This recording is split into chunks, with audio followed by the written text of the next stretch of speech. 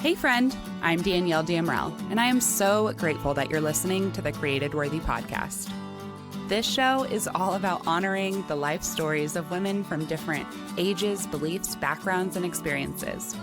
Everyone's got a story, and instead of getting stuck in the trap of unworthiness, this is a safe place for stories to be shared. On this show, we chat about the transformative power of creative processing too, and how we can utilize our God-given creativity with intention to heal, grow, find joy, create simplicity in the midst of our chaotic lives. So pull up a seat at our table, because we are all created worthy.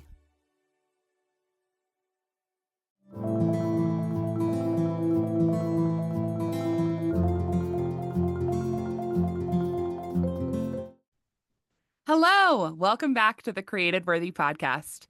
Today, I'm joined by another worthy warrior, Sara Davenport. Sara is an Emmy award-winning TV anchor spending nearly 2 decades working for NBC. While this Houston-based journalist loved being an on-camera storyteller, she missed being present for her boys as they grew up. She was tired of chasing hurricanes and breaking news, and instead wanted to chase her 4 little boys as a present parent. After years of anchoring in the news in front of 4 million people a day, Sara pivoted from her high-profile life and began to design a life she actually loved. As a multi-passionate entrepreneur, she launched her online business ventures while still a newscaster. She is a brand ambassador and runs a very successful e-commerce business in the health and wellness industry. She has trained on stage in front of 18,000 plus people, telling stories from stage, and that became her passion. And since then, she has inspired countless audiences worldwide. She is passionate about creating multiple streams of income, and honestly, Sara didn't stop there.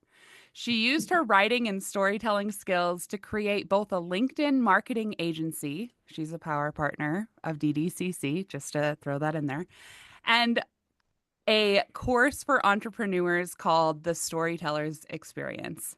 Sara scaled her businesses to 6 figures in under a year without paying for ads or any paid marketing. Instead, she used the power of storytelling to convert clients, now running a mobile global business alongside prioritizing her busy family life. Sara, thank you so much for joining me on the Created Worthy podcast. I can't wait for my listeners to hear even more about your real life story.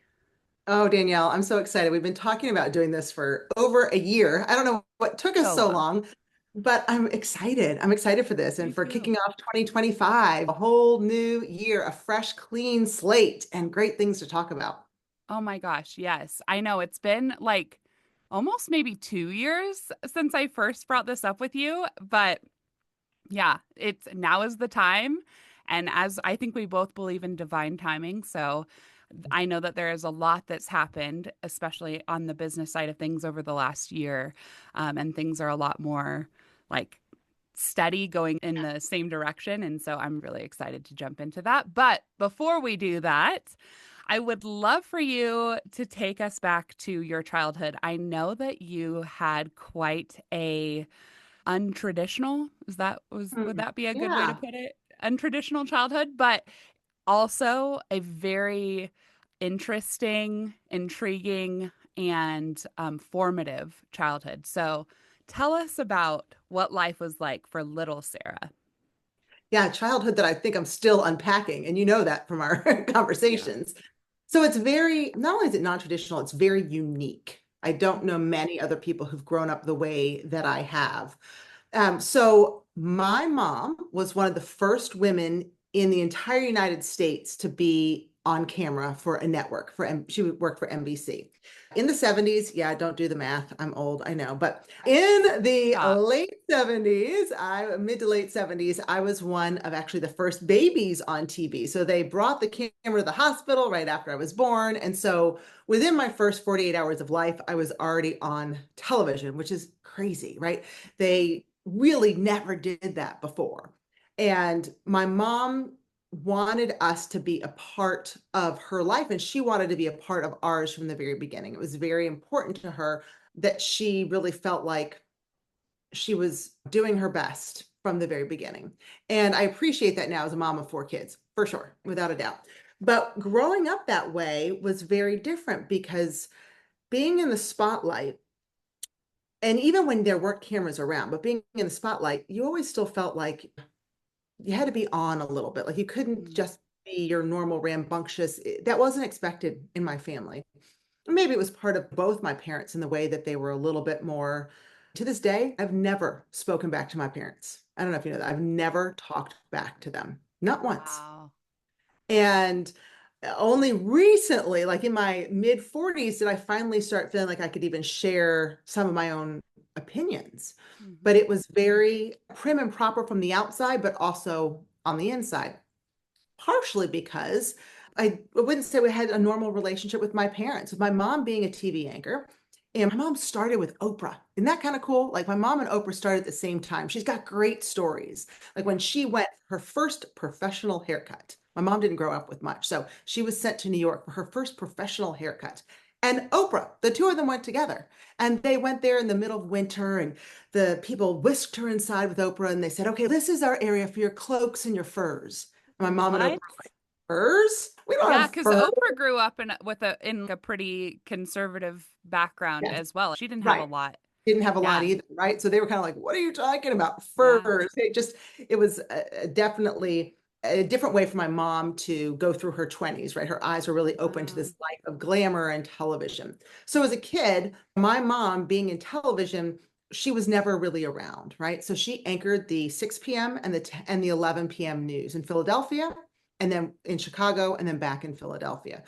And her name was all over the billboards. She was on sides of buses. Everyone knew who she was. She was like the person, which is really cool at first. Oh, that's so neat. But, and I've told you this story before, I could tell who my real friends were by how they introduced me to like their parents or to Mm. another new friend.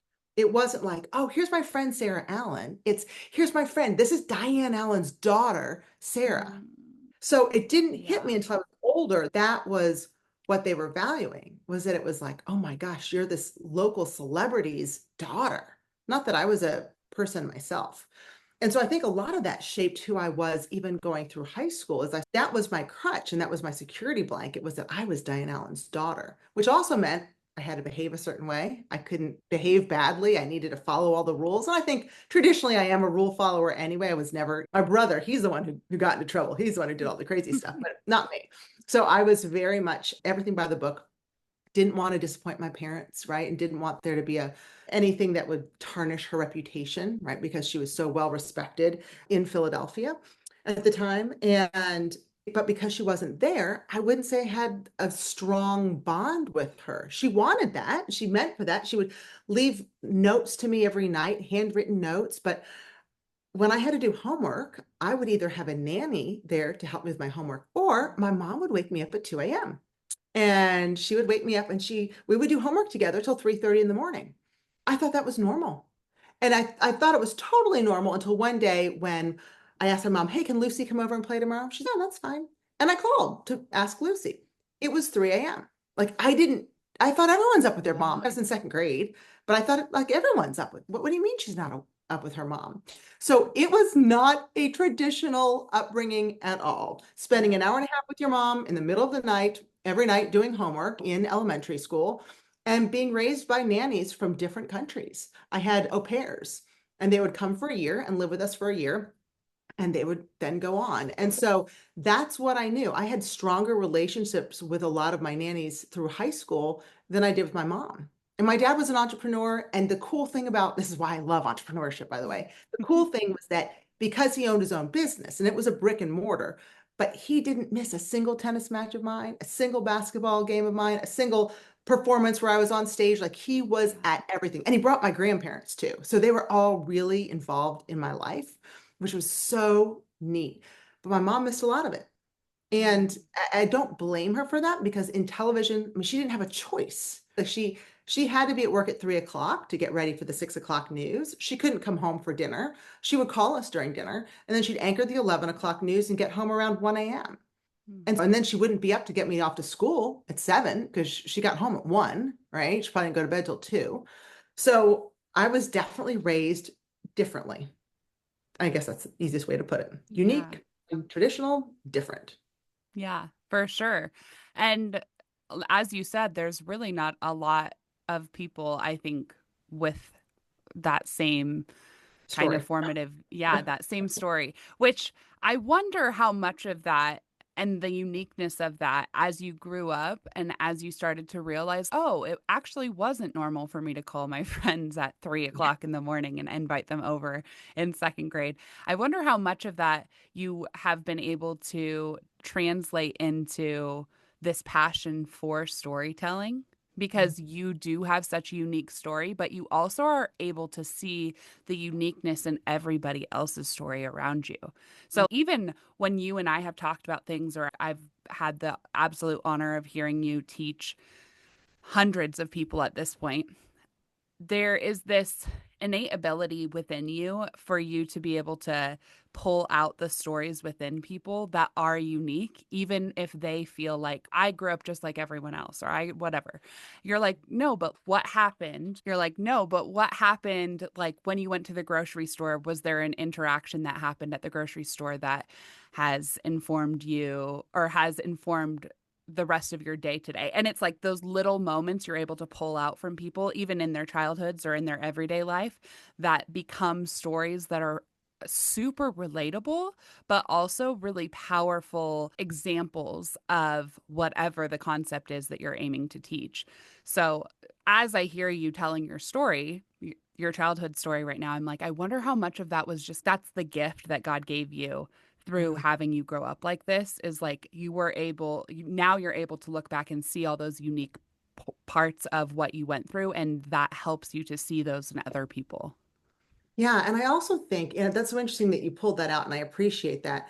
I also think I naturally had to, not naturally, but I had to become a connector of some sort Mm-hmm. because everybody saw me as Diane Allen's daughter. So how was I going to differentiate myself? How was I going to connect with people outside of this label of who I was? And it almost forced me to learn how to get out of my comfort zone because otherwise I was going to be stuck behind this label and stuck in this box of just being this local celebrity's daughter.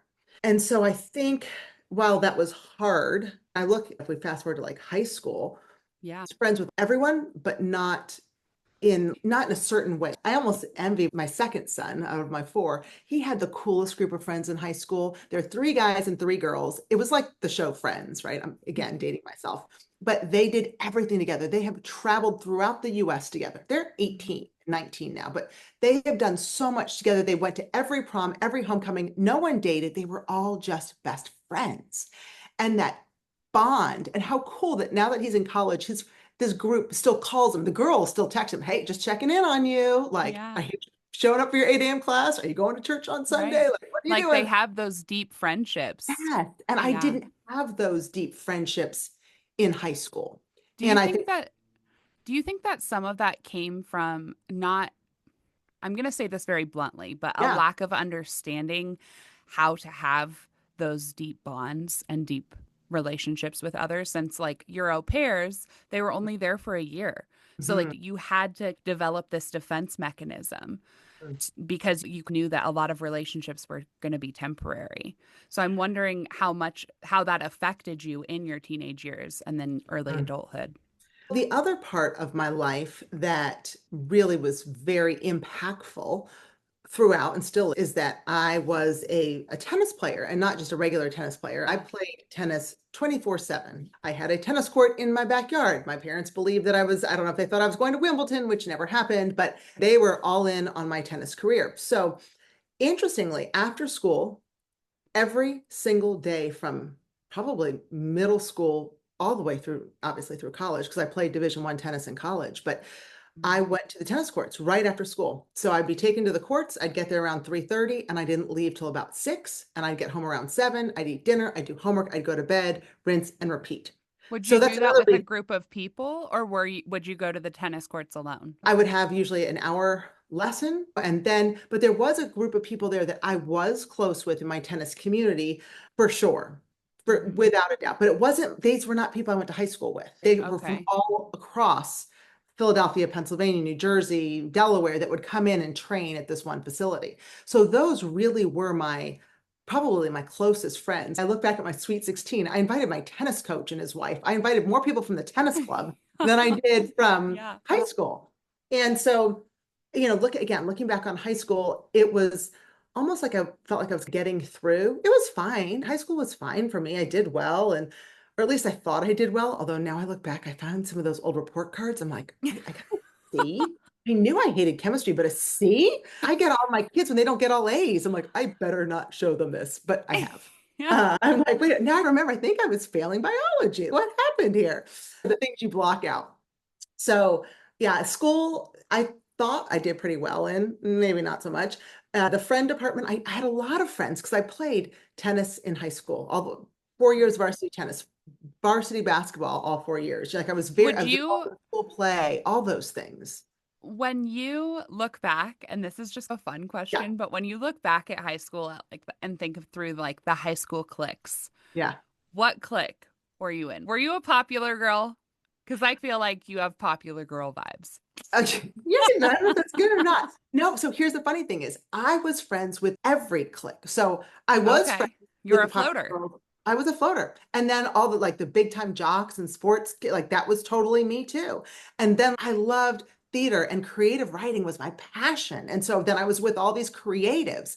And then like arts and crafts, girl, I could do those all day long. Like Oh, if you yeah. send me off in scrapbook for 2 weeks, like I probably would, Yeah. right? Just do something with art and paint and I just love it all. So I have so many different interests. And so I Right. did float between all these groups, which also is why I don't think I had any like absolute BFFs that I are like my ride or die today.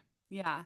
And it's not a bad thing. I was also a floater for a little bit of a different reason. I went to a lot of different schools. I may have been expelled a few times, but Yeah, I also had a lot of interests, which I'm like, I wonder if that was that entrepreneurial part of us. I Like we like just that. wanted all of these. Now we're like after all these different streams of income. But at the time we were like, ooh, I like doing this and I love scrapbooking and I like playing volleyball or tennis for you Yeah, or whatever it is. all the things. Yes. So So, interesting. I hadn't even thought about that, but I didn't want to be in one group. yeah, Like it's no, so me funny. I neither. wasn't like, I'm so sad I'm not part of this group or for that group. Like it really didn't phase me. Okay, this is real. I've never told this story. This is so funny. So obviously I was very privileged. My parents financially were set when I was growing up. Yeah. Uh, but I pulled out an old yearbook. Now, this is the funny thing. All through high school, I don't think I ever really brushed my hair. I never wore 1 ounce of makeup. Like I was such a Wow. the tennis player, like everything, my hair was in a ponytail 24/7. Like I'd wash my hair, throw it in a ponytail, and go to school. No makeup. And here I ended up in television, which was like all makeup all the time. Yeah. I look back at this yearbook and there's a picture of me. I'm sitting there with my legs crossed. I'm at my desk and it's shot from below. There's nothing flattering when anybody takes a picture from below looking up. Takes this picture of me, and on the bottom of my shoe is duct tape. And my father would be like, "Oh, you don't need new shoes. Yeah, you've got holes in them." He would duct tape my shoes together. So there's a picture, and I remember that thinking, like, why can't I get new shoes? My dad was like, no, we just duct tape them. My dad was a Quaker, and we can get all into the Quakerism side of everything, but Yeah. right, Quakers are very frugal. This is why I think my parents had money, right? They were so frugal, so like financially careful with everything. So much so that here I am, the daughter of this celebrity who lives in this amazing home with this amazing lifestyle from the outside, right? We all know that there's always issues on the inside, right? No one has a perfect Mhm. life. But I'm wearing shoes that are duct taped to school. Is that bizarre? Come on. It is a little bizarre. It's Like, very bizarre. especially because I know that you had like helicopters landing on your front port or front lawn. But that was because it was the TV station. But yes, helicopters have landed on the front lawn for Yes, sure. but you have Yeah. I've seen the house, Sarah. I've Yes. seen the Yeah. house and Yeah. it is Yeah. beautiful. So to think of the dichotomy between you having Right? duct tape on your My shoes shoes with and holes in them. also Yes. My shoes with so holes in wild. them. It's Yeah. very, but not, I didn't care about fashion. Like I did Yeah. not, I remember people were into like Benetton and I like the limited and limited express and all. I was like, oh, those are cool. But none of that fazed me, which is so Mhm. bizarre looking back. And I don't know what all this means. Probably need to go to therapy over all of it. Who knows? But All. none of that meant anything to me. Like clothes Mhm. didn't matter to me. Status of others didn't matter to me. Like I was even clueless of of how privileged we were. I knew we were privileged, but it wasn't like, oh, look at me. Yeah. No, I just wanted to be playing tennis.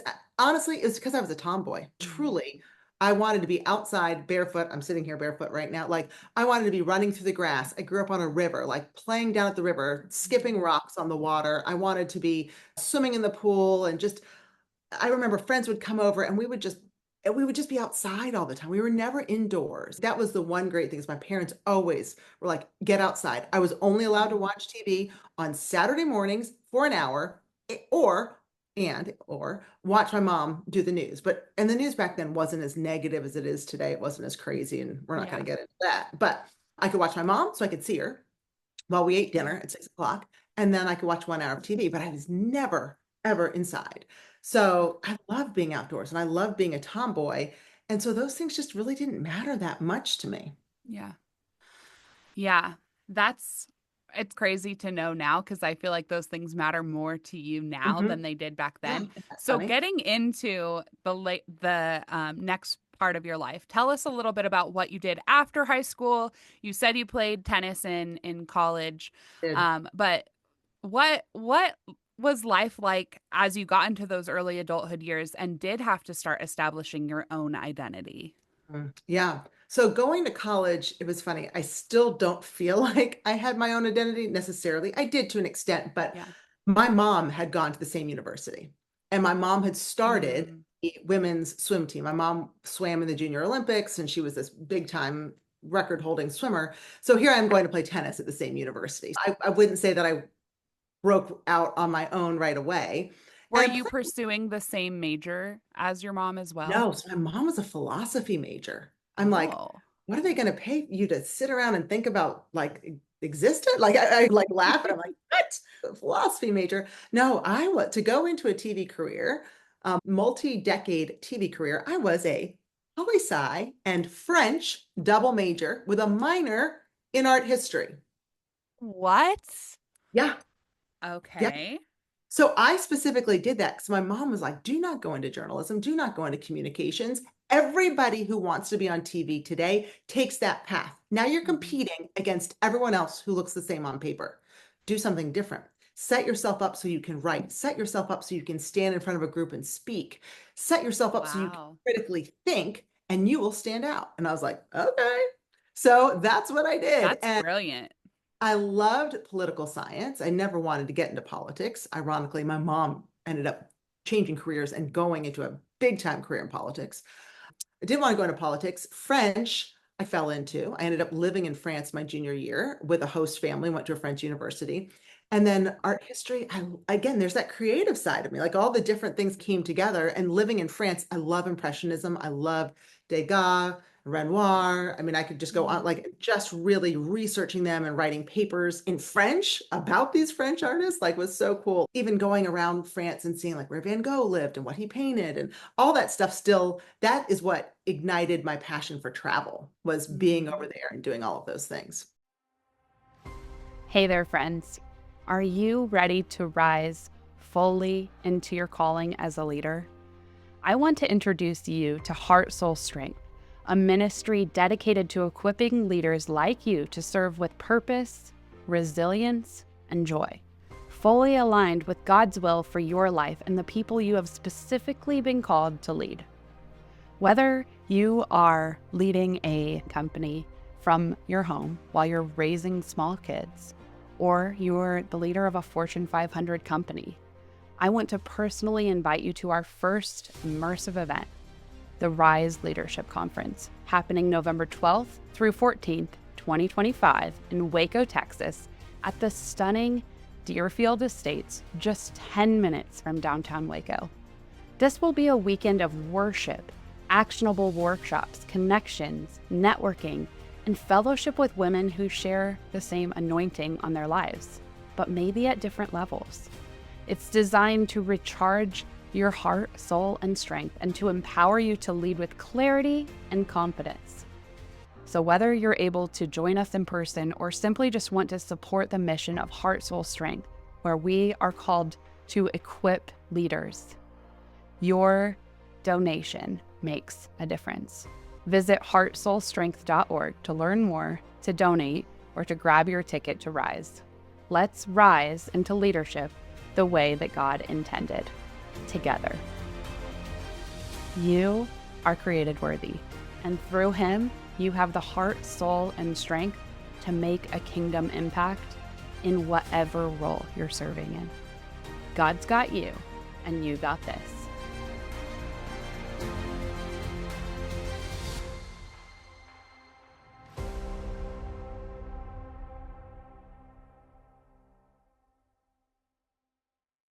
So anyway, college was somewhat of a blur because when you play Division I sports, you're not around a whole lot, right? You're traveling a ton. And I did do the sorority thing, but I dropped out of it by my senior year because I just wasn't involved because of tennis. And it really wasn't my thing. I don't know that I'm somebody who, and I love, there's nothing against it. I'm just not the kind of person who's like, rah, rah, let's all get together and sit around. I want to go do something meaningful. Yeah. And I was able to find some great friends through that sorority, but I just didn't have the time. I had too many other interests. And with my tennis career, I just didn't have the time. And then in summers, a lot of them would go off and do things together. I was playing tennis all summer long. I played on the European circuit when I was 17 and 18 during the summers and got to travel to all these different countries. I lived with a host family in Denmark and then in, I guess, Amsterdam, like the Netherlands, in Germany. It was just such a cool experience. So tennis took me a lot of really fantastic places. Yes. Oh my gosh. I had no idea. I knew that you had played on the European circuit, but I didn't realize really what that meant until just now. So yeah, I can see how your passion for travel was ignited through these experiences in your college years. Absolutely. And yeah, it's definitely still something that you love to do. Every other week, I'm like, Sarah, what you doing? You're like, I'm in North Carolina. Okay. What you doing? Oh, I now do I'm love in to travel. Now I'm in Mississippi. Okay, cool. Yeah, like, what are you doing? True. Yes. It's so funny. I love, and my kids love to travel too. And I really wanted to impress upon them the importance of travel because that I really believe that ignites gratitude. When Yes. you Ooh, see that's how good. fortunate you are, no matter what your life looks like, there's someone else who doesn't have what you have.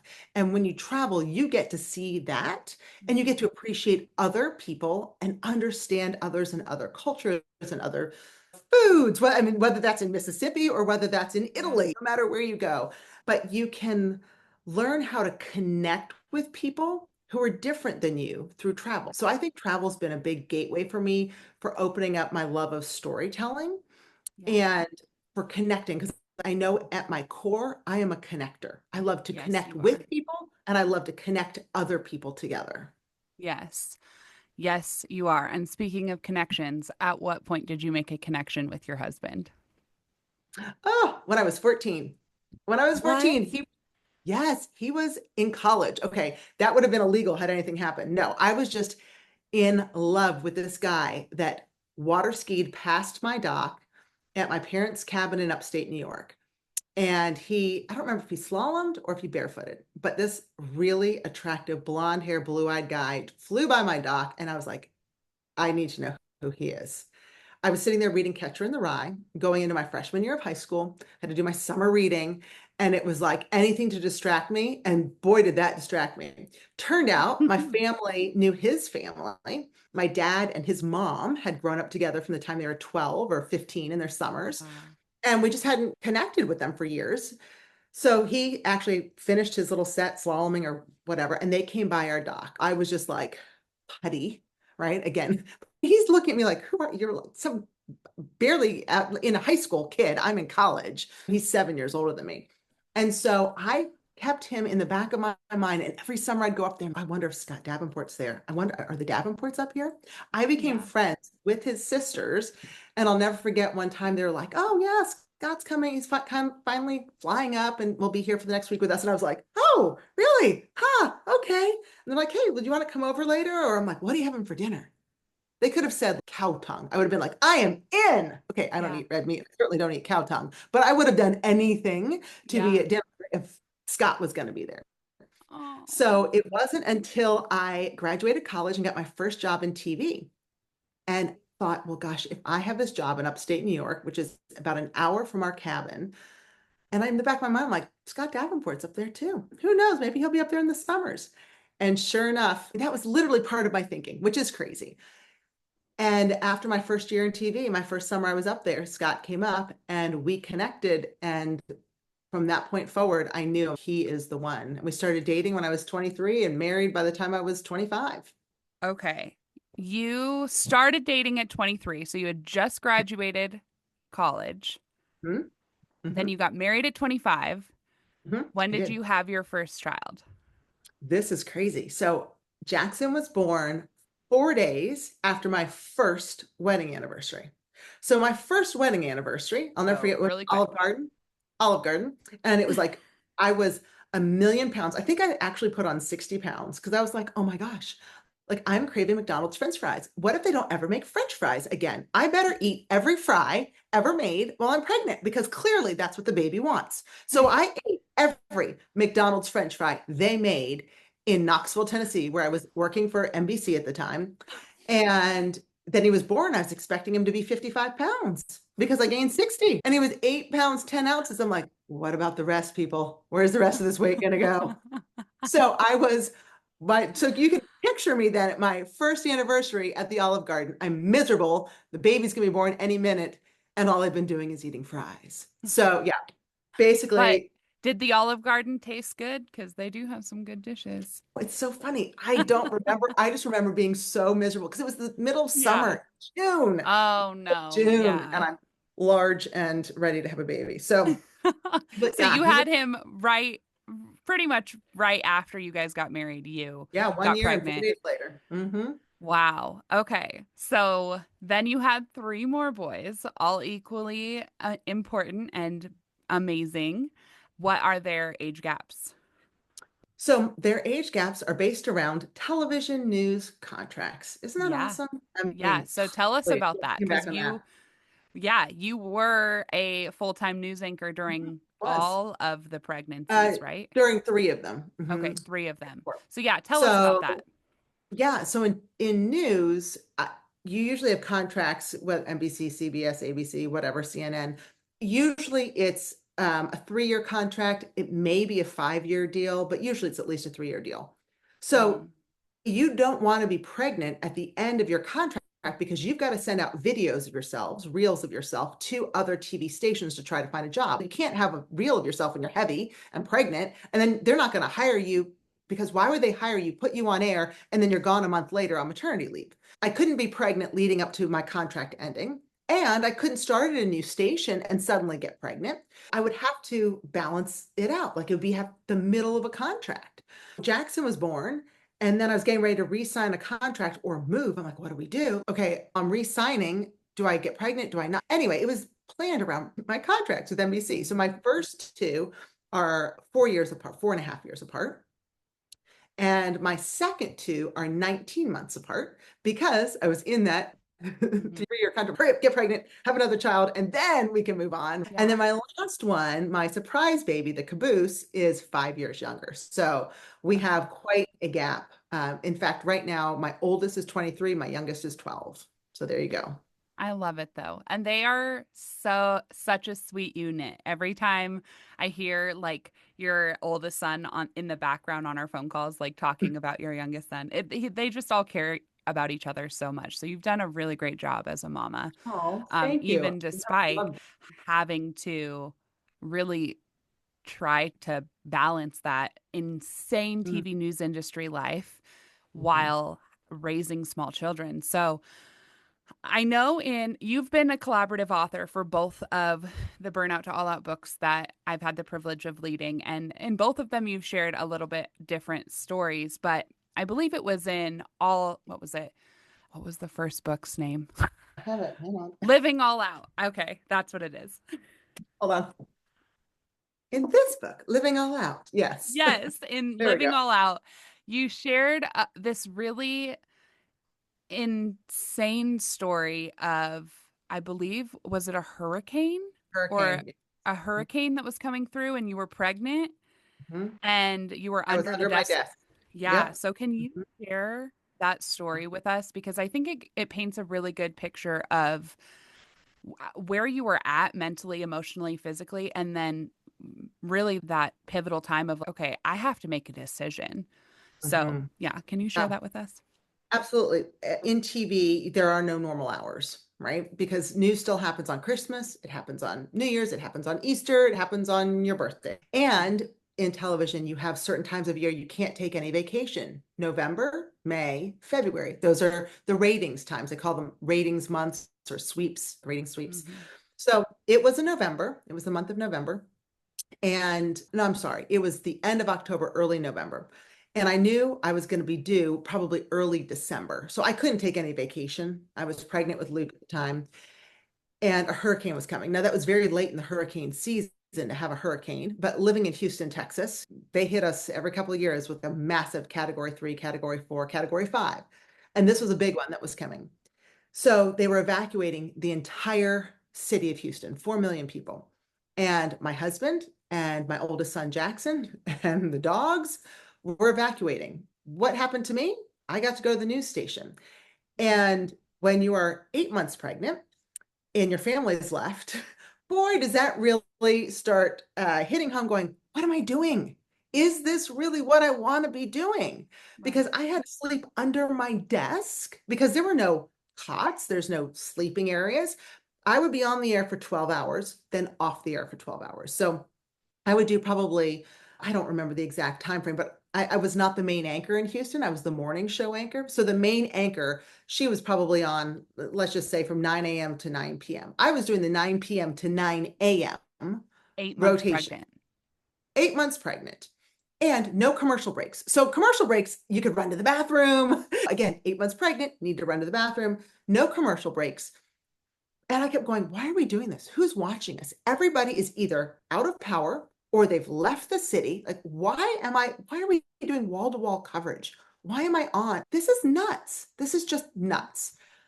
And I remember being under my desk and I'm sitting there eating Doritos again. So French fries were my crutch for my first pregnancy. Doritos are my best friend for the second one, right?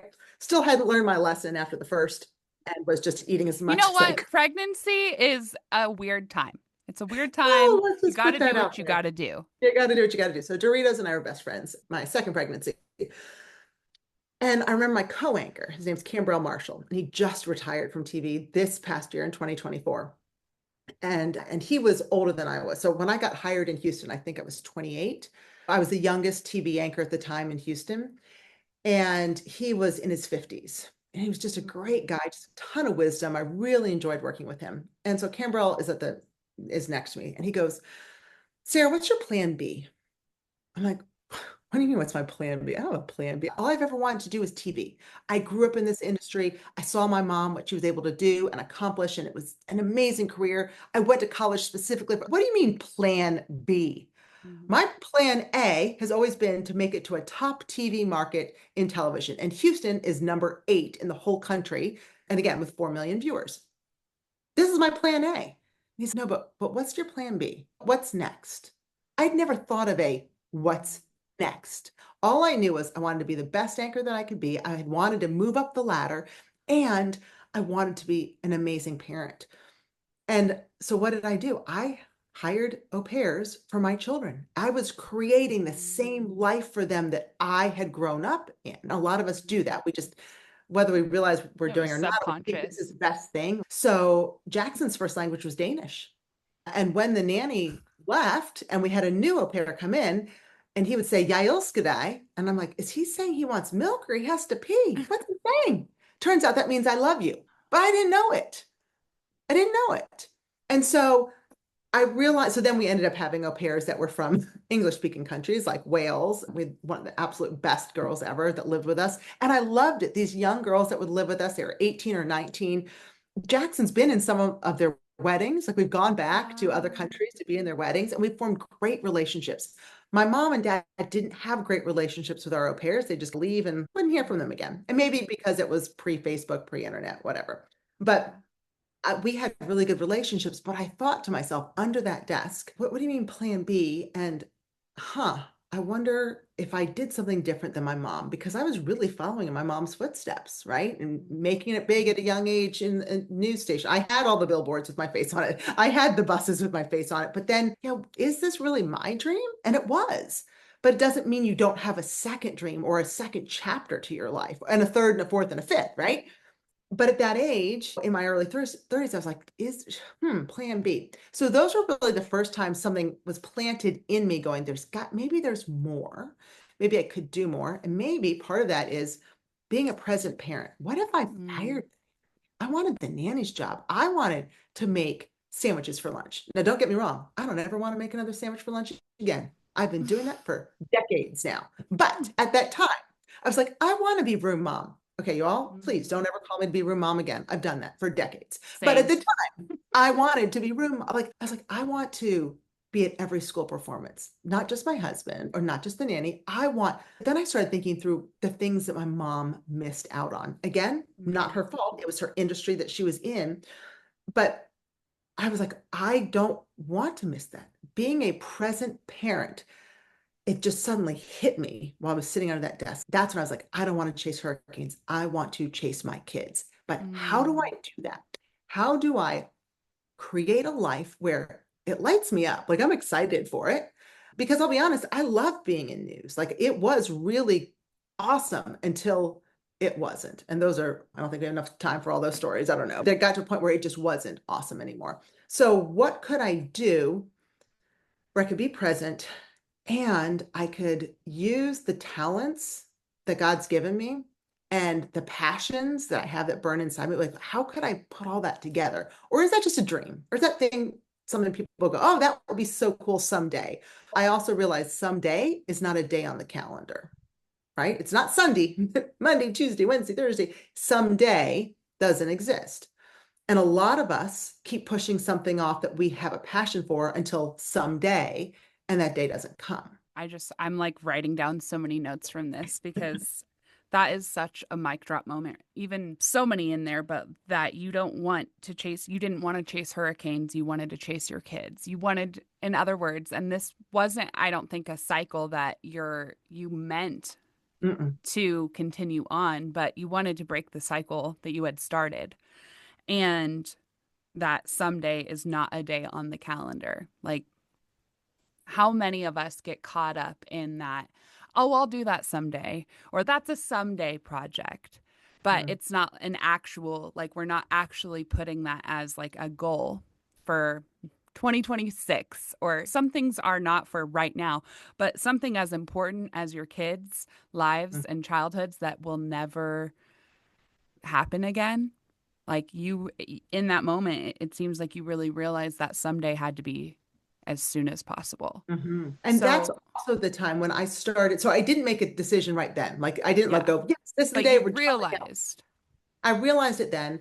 And during maternity leave, I kept going, plan B. Like, I'd never even thought about a plan B. It just never occurred to me, because neither of my parents had gone on to a plan B. They went after their dreams, they accomplished them, and they stayed true to them. My dad started his business in his 20s. He just sold it when he was 80. So he had his own business all those years. There was never a plan B. My mom was in TV news all the way through college. She was always in news. She didn't switch to her plan B until she was basically almost forced to, through the television industry, to leave. And then she got into politics. But then she did that, for another 20 plus years.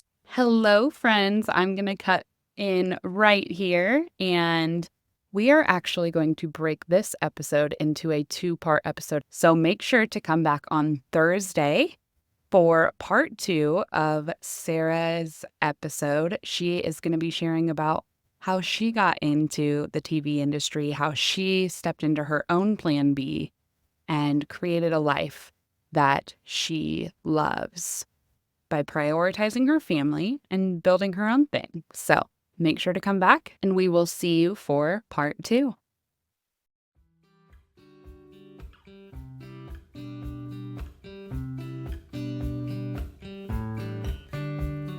Thanks for listening and tuning in to the Created Worthy podcast. I hope that today's show resonated with you, and if it did, can you do me a huge favor and go leave a 5-star review? This helps more listeners find the show, and it expands the reach of the stories and concepts that are shared here. All the links and guest information are in the show notes. And if you're on social media, come hang out with me. You can find the Created Worthy podcast on both Instagram and Facebook, or come follow along with my personal IG page, where I just share more about the real, sometimes messy life of your fellow worthy warrior. Can't wait to talk to you soon, friend. And don't forget, we are all created worthy.